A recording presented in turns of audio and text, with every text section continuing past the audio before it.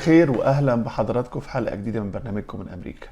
لما كان بايدن هو مرشح الحزب الديمقراطي، كانت استطلاعات الرأي في صالح ترامب 16% زيادة لصالح ترامب، فترامب الحقيقة كان شبه ضامن الانتخابات.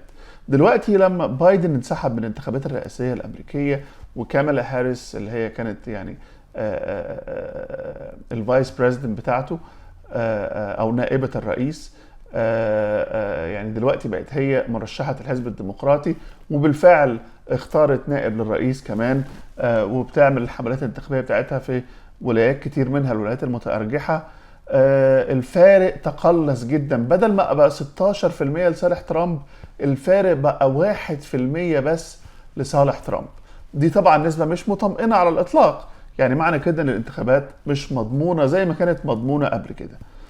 طبعا الموضوع ده أثار غضب ترامب جدا، ويعني حتى بيقول ان حتى استطلاعات الرأي مزورة، رغم ان استطلاعات الرأي قبل كده لما كانت يعني بتظهر بشكل كبير تقدمه على بايدن ب 16% و 15%، كانت الحقيقة بالنسبة لترامب يعني استطلاعات رأي حلوة وجميلة ويتم او ممكن الوثوق فيها. فدلوقتي ابتدت في حاله من التململ من ان ترامب يعني بيحاول انه يطلع حجج من دلوقتي ان احتمال يحصل كمان في تزوير في الانتخابات الجايه، عشان ممكن ده يؤدي العنف. خلينا اوري حضراتكم مقابله مهمه مع قناه امريكيه بتسال الرئيس بايدن سؤال مباشر: هل هيتم انتقال سلمي للسلطه ولا لا في حاله خساره دونالد ترامب في الانتخابات الرئاسية القادمة؟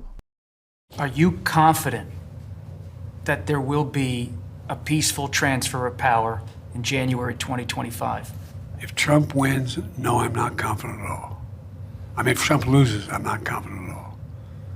He means what he says. We don't take him seriously. He means it. All the stuff about if we lose, there'll be a bloodbath. Have be a stolen election. Look what they're trying to do now in the local election districts where people count the votes. They're elected, they're putting people in place in states that they're going to count the votes, right? You can't love your country only when you win. الحقيقة أنا بتفق مع هذا الكلام جدا. لو ترامب خسر في الانتخابات الرئاسية القادمة ممكن تحصل حرب أهلية في أمريكا، خصوصا لو ترامب طلع وقال إن الانتخابات تم تزويرها. ترامب مهتم جدا انه يكسب الانتخابات دي، مش عشان بس يرجع البيت الابيض، لا، علشان ينقذ نفسه من السجن بانه يصدر عفو عن نفسه في القضايا اللي تم ادانته فيها، واللي كل واحده منها من اللي تم ادانته فيها يعني ممكن يبقى فيه سجن لفترات طويله. فهو مهم جدا بالنسبه له، او بالنسبه له مكسب الانتخابات موضوع مصيري جدا، مش موضوع منصب بس. وطبعا محتاج المنصب وكل حاجه، لكن هو كمان عايز ينقذ نفسه من دخول السجن. فبالنسبه له موضوع مكسب الانتخابات ده حاجه في منتهى الاهميه. ومع احتمالات دلوقتي بما ان الفارق تقلص جدا لاقل من 1% في بعض الاحيان، وساعات في بعض الولايات المتأرجحة لصالح كامالا هاريس، ابتدى ترامب يقلق بالفعل انه ممكن يخسر الانتخابات دي لأول مرة، رغم ان هو يعني لما كان بايدن موجود كان تقريبا ترامب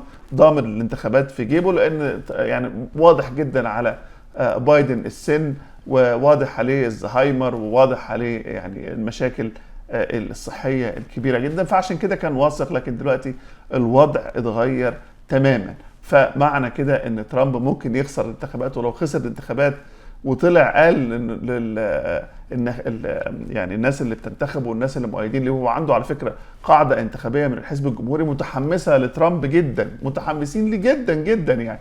وعلى الجانب الاخر في ناس برضو بتكره ترامب جدا من الديمقراطيين والمستقلين وغيره. فيعني مفيش حاجه وسط، يا اما الناس بتحب ترامب قوي يا اما الناس بتكره ترامب قوي. فالناس اللي بتحب ترامب قوي دي، ودول ناس يعني الولايات اللي هي الجنوبيه والولايات اللي هي عندها يعني السلاح بيتباع في كل حته، ممكن تعمل مشاكل كبيره جدا، وممكن بالفعل ما يبقاش في انتقال سلمي للسلطه ويحصل عنف كبير جدا لو ترامب خسر في هذه الانتخابات. ربنا يستر، بس هنشوف ايه اللي هيحصل.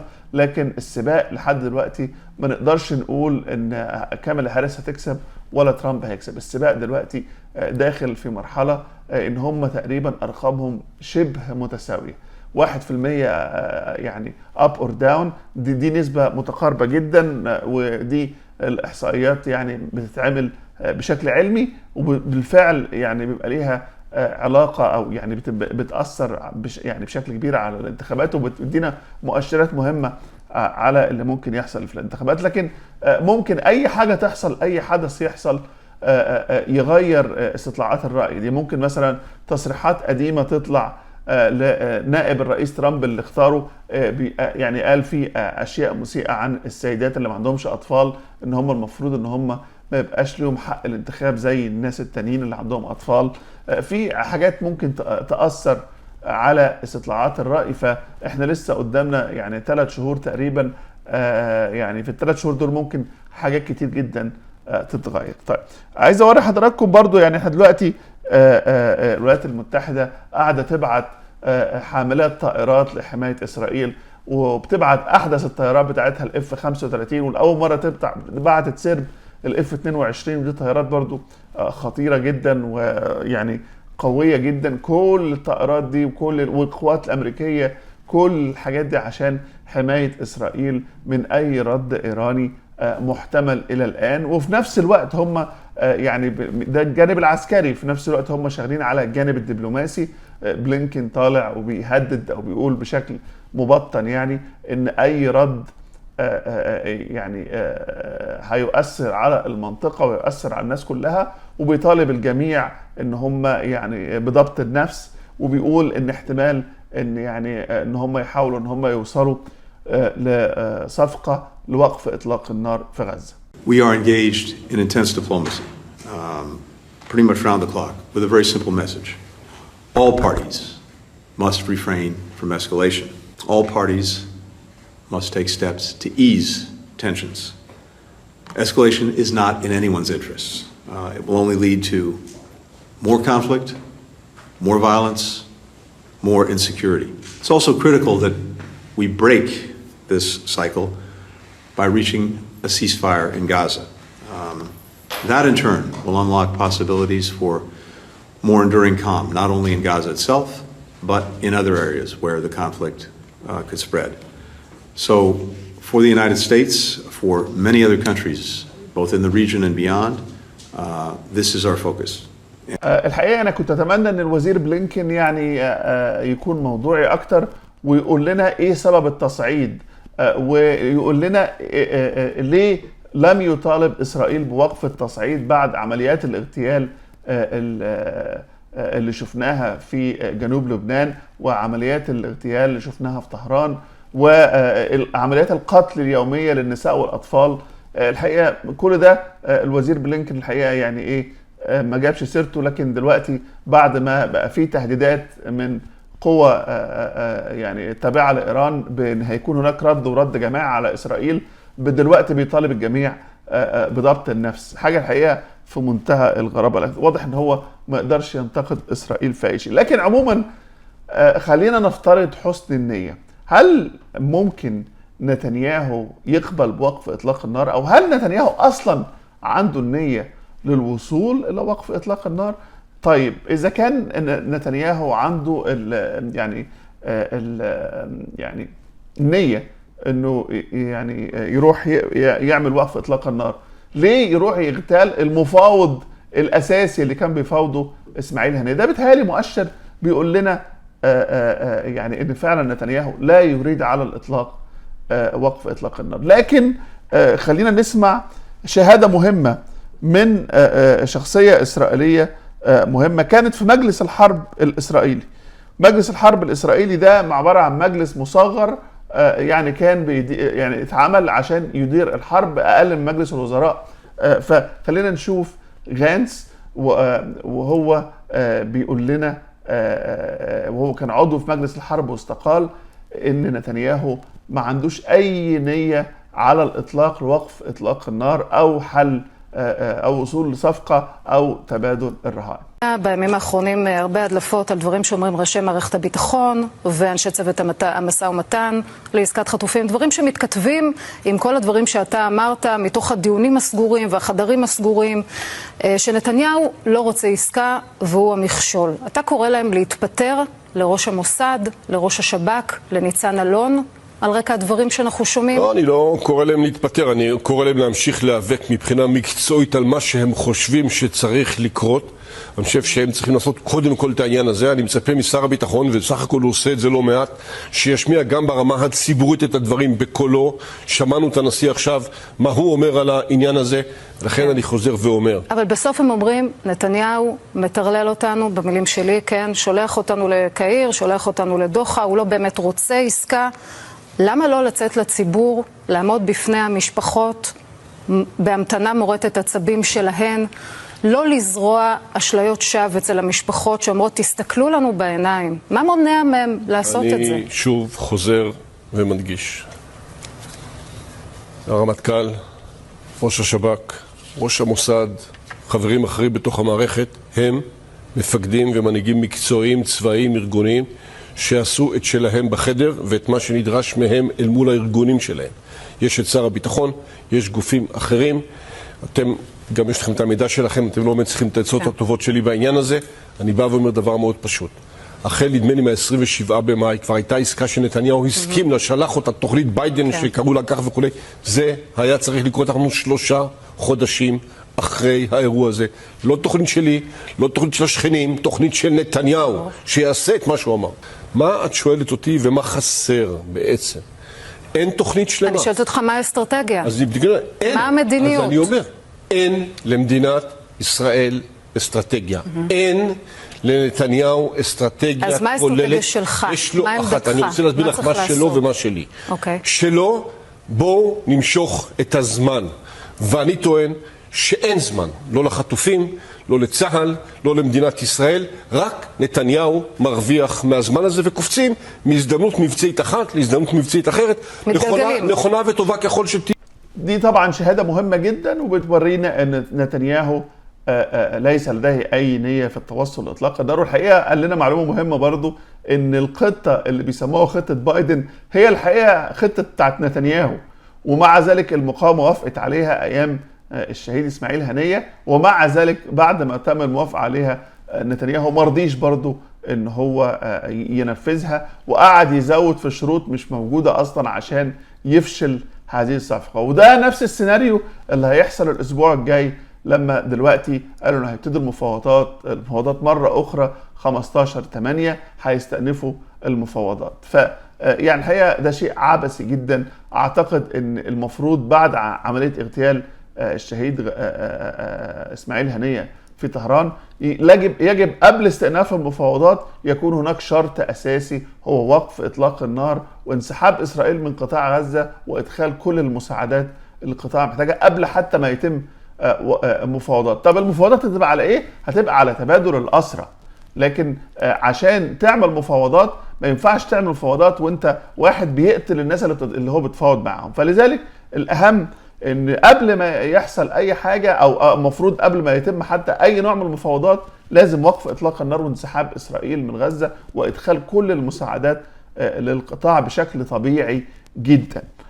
لكن هل ده ممكن؟ هل ده ممكن يقبل بيه نتنياهو؟ اعتقد ان ده نتنياهو زي ما شفنا اصلا الوزير اللي كان موجود في يعني مجلس الحرب بيقول نتنياهو مش عايز سلام، مش عايز صفقة، وبيختلق العقبات لوقف اي صفقه، فبالتاكيد مش هيقبل بوقف اطلاق النار.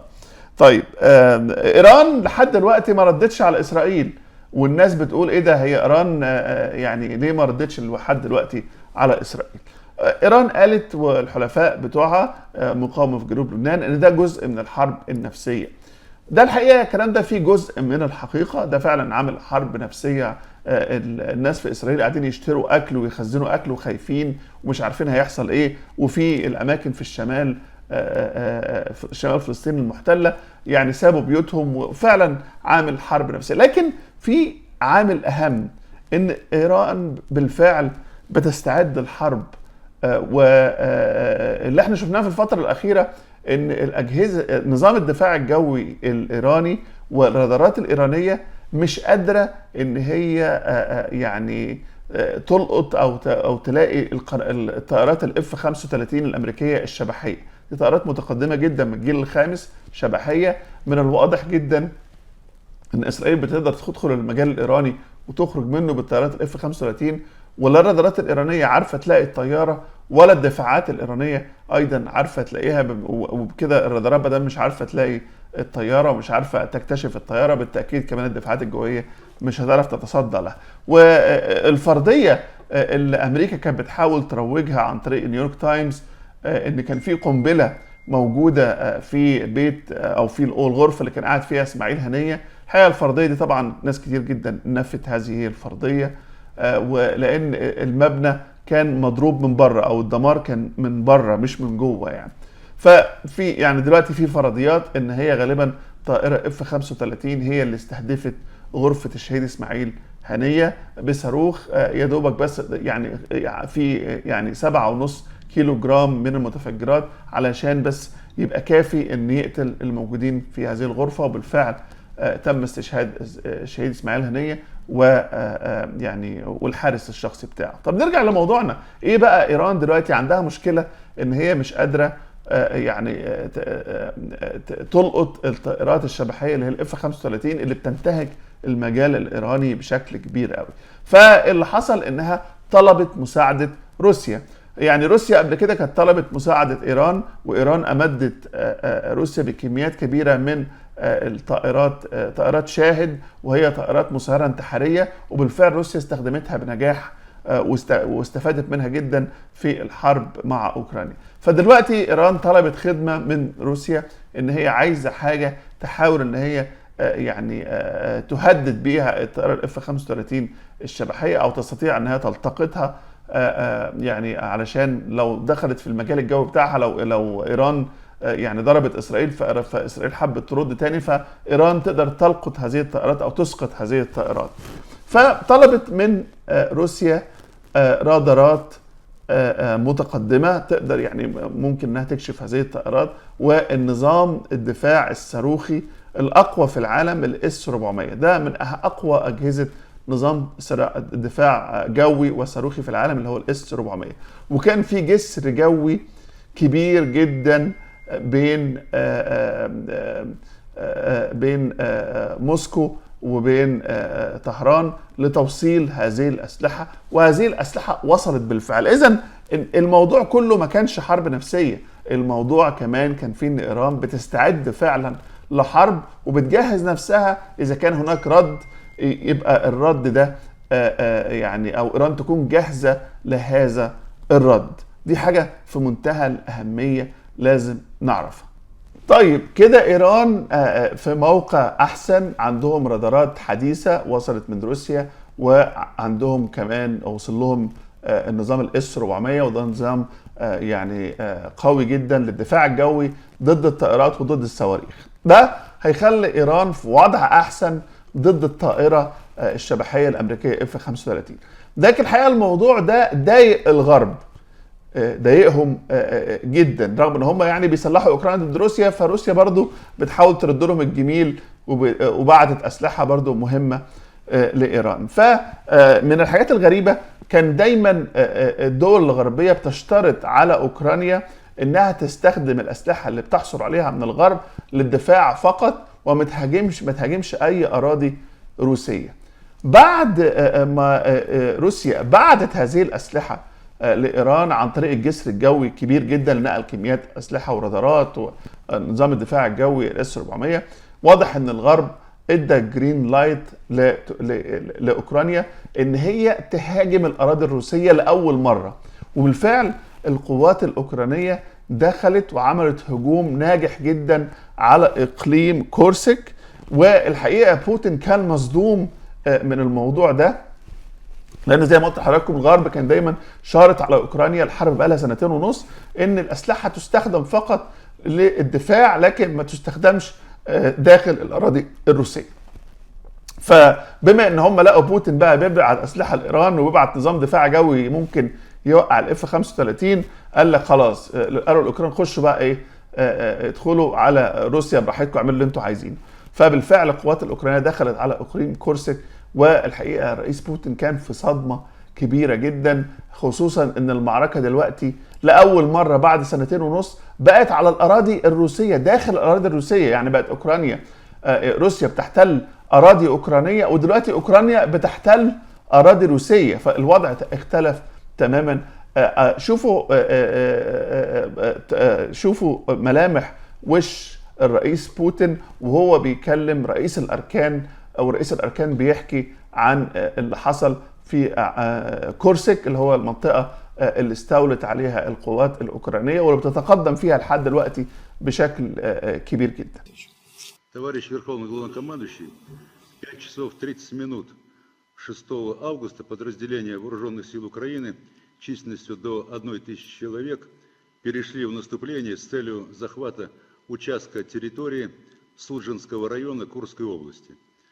Действиями подразделений прикрытия государственной границы совместно с пограничниками и подразделениями усиления, ударами авиации, ракетных войск и огнем артиллерии продвижение противника вглубь территории на Курском направлении остановлено. В настоящее время подразделения группировки «Север» совместно с пограничными органами ФСБ России продолжают уничтожать противника в районах, непосредственно примыкающих к российско-украинской границе. Потери противника составили 315 человек, в том числе не менее 100 убитыми и 215 человек ранеными. Уничтожено 54 единицы бронированной техники, в том числе 7 танков. Операция будет завершена разгромом противника и выходом на государственную границу. زي ما شفنا يعني وش بوتين زي ما حضراتكم شفتوا، واضح ان في حاله من الغضب والصدمه، وواضح ان رئيس الاركان كان بيحاول يهدي الموضوع، وان احنا يعني ضربنا وعملنا ومش عارف ايه. بعد حوالي 7 أو 8 ساعات من كلام رئيس الاركان، وانه قال ان احنا خلاص عملنا اللازم وهنوقفهم وهندمر قوات العدو، ولو قوات العدو اللي هو الاوكراني يعني خسائر كبيره، والكلام اللي حضراتكم شفتوه ده. اوكرانيا بعد حوالي يعني 7 أو 8 ساعات طلعت بقى فيديوهات بتعرض حاجات من استسلام جماعي لجنود الجيش الروسي وتدمير للمعدات الروسية والدبابات الروسية الموجودة في منطقة كورسك، اللي موجود فيها الأوكرانيين لحد دلوقتي بيحتلوا جزء منها لحد الآن. خلينا نشوف جزء من الفيديوهات اللي طلعت من وزارة الدفاع، أو اللي طلعت عن طريق الأوكرانيين، بيوضحوا استسلام الجنود الروس واستهداف المعدات والأسلحة الروسية اللي موجودة في هذا الإقليم.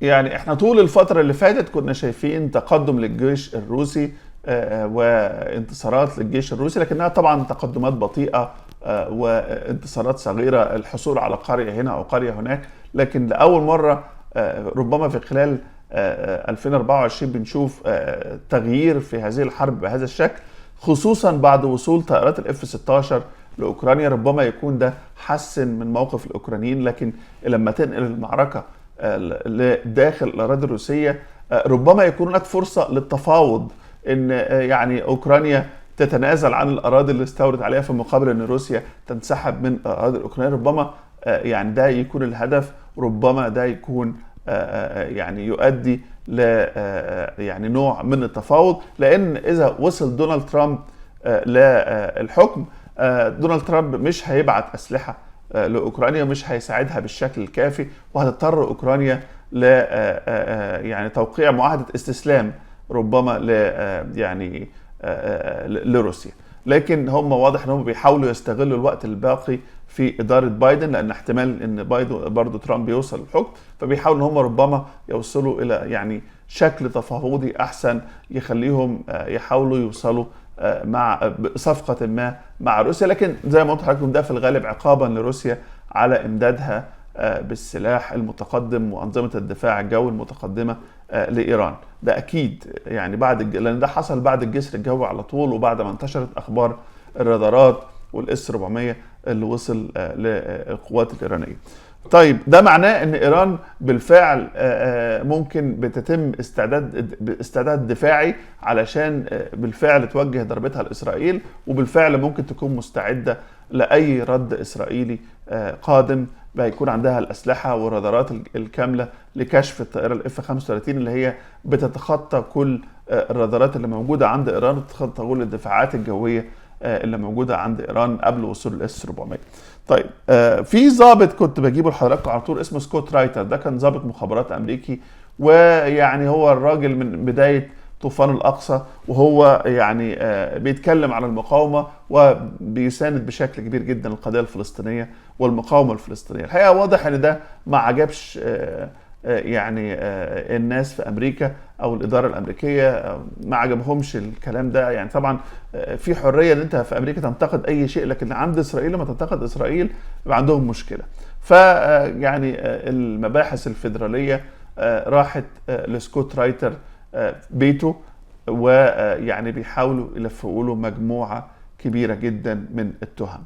I'm not in violation of the law, and I will not be intimidated. So anybody upstairs who thought that this will intimidate me and cause me to stop speaking out, they guessed wrong. The search warrant is related to concerns apparently the U.S. government has about violations of the Foreign Agent Registration Act. I will tell you right now, I am not in violation of the Foreign Agent Registration Act. I have not done anything that would do it, and hopefully by executing the search warrant and taking the materials that they did, they will rapidly reach that conclusion. No doubt that I'm being targeted because of statements I've made about U.S. policy in Ukraine.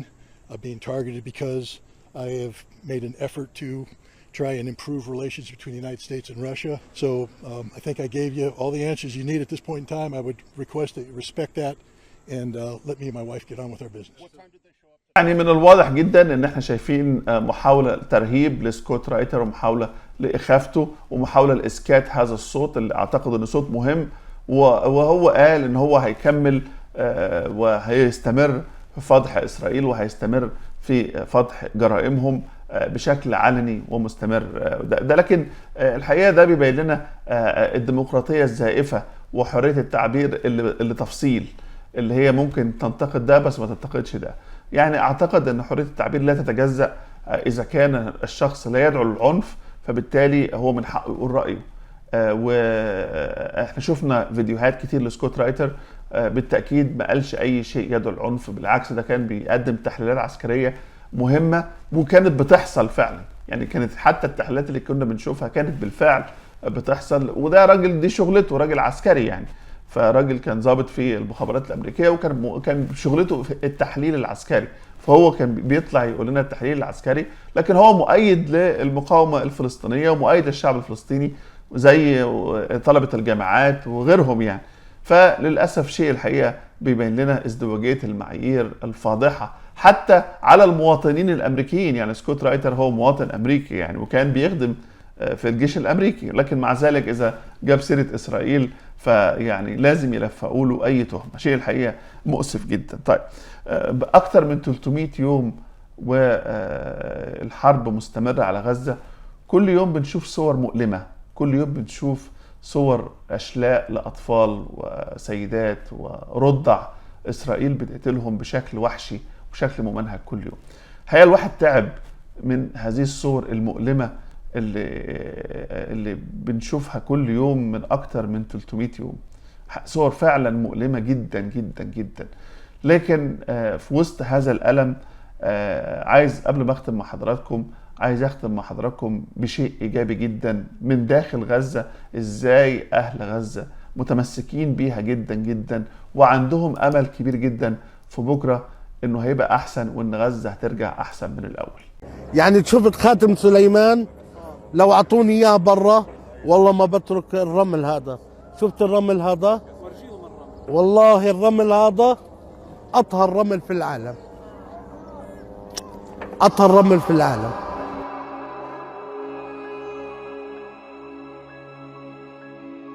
كلمة الحمد لله تبني قصور عند الله سبحانه وتعالى. البيت المال معوض وكل إشي معوض.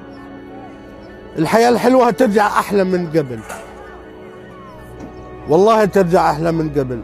وأذكركم هاي رسالة مني إلكم، غزة هترجع أحسن من قبل وأقوى من قبل. عايز أوجه التحية لشعب غزة وشعب فلسطين كله، ويعني بنرجوهم ان هم يغفروا لنا تقصيرنا، ان احنا مش قادرين نساعدهم زي ما احنا نفسنا ان احنا نساعدهم، لكن بنحاول على قد ما نقدر باقل امكانيات. فتحية لشعب غزة الصامد، تحية لكل اهل فلسطين، تحية لرجال المقاومة اللي يعني بيحاربوا في ظروف في منتهى الصعوبة، في ظل حصار خانق حتى من المفروض أشقائهم، في أصعب الظروف الممكنة بيحاربوا أكتر من 300 يوم بشكل متواصل. يعني لكن بإذن الله النصر قريب والنصر قادم، وبإذن الله فلسطين كلها تتحرر. بشكر حضرتك جدا. السلام عليكم ورحمة الله وبركاته. السلام عليكم. لا تنسوا الإعجاب بالفيديو والاشتراك في القناة تشجيعا لنا لنستمر بنشر المزيد إن شاء الله.